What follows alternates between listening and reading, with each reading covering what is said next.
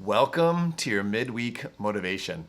It's the week of Christmas, which is hard to believe. In fact, 2020 is almost over. Can you hear the shouts of joy from like the whole world? Woo! But if you were to think back on 2020, what was your greatest accomplishment this year? What did you get done? See, that's something that I wrestle through. I want to make sure that I accomplish things in this life. I want to do big things. I want to see God do great things. And this year's been one of those years where it's like, what did I even do? See, for much of the year, we were asked not to do anything except stay home. The best thing we could do was stay in our homes, which for me was hard then to feel productive. Like, I need to get out there. I need to be doing something. See, scripture tells us that we're to be fruitful.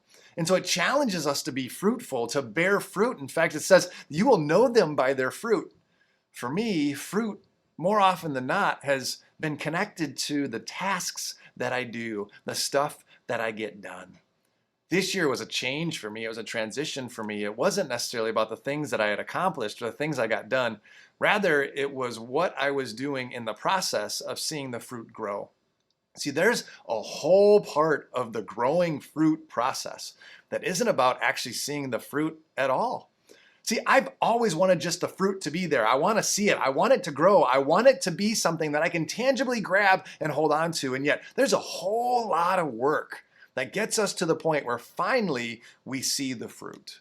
I think that's what 2020 was. A year of not necessarily being fruitful, but rather being faithful.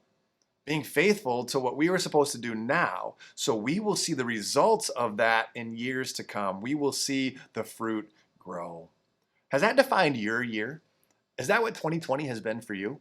Maybe without even realizing it, you now look back going, oh, that's exactly what it was. That I was meant to be faithful this year, so then I can be fruitful. See, I think there's a process for that to happen. That in order to see the fruit, we have to have the faith. We have to be faithful in order to be fruitful. And then when the work has been put in, we will see the finished product.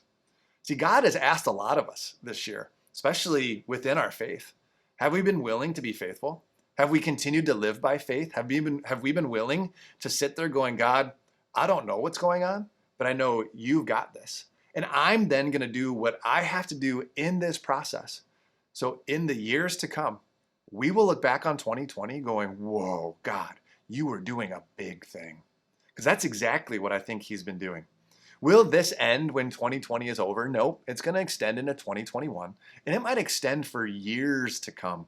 And yet we're laying a foundation of faithfulness.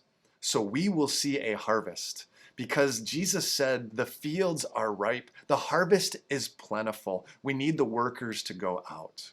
I'm getting excited about being one of those individuals, being the worker that goes out. As the faithfulness, as this year has progressed, as we put the work in, the harvest is getting ripe. So hopefully that's your motivation this week. That as we go into Christmas, with only a week left within this year, that we can look back and enjoy this season, enjoy this time, and see how God has laid the foundation for us to be faithful. So as we go into 2021, we will see the results of it, and we will be fruitful. Hopefully you have a Merry Christmas. See you next week.